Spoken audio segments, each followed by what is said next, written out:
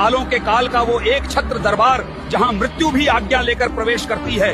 ये दुनिया का इकलौता दक्षिण मुखी ज्योतिर्लिंग है। ओ सत्ता के अहंकारियों, उज्जैन में सिर्फ एक ही राजा है। भस्म आरती, जब श्मशान की राख से साक्षात भगवान का श्रृंगार होता है, ये राख नहीं, जीवन का अंतिम सत्य है। जो महाकाल की भस्म रमेगा, काल उसका बाल भी बाका नहीं कर सकता। उज्जैन की धरती पर आज भी कोई मुख्यमंत्री या राजा रात नहीं बिता सकता। जिसने भी ये दुस्साहस किया, उसकी सत्ता रातों रात खाक में मिल गई।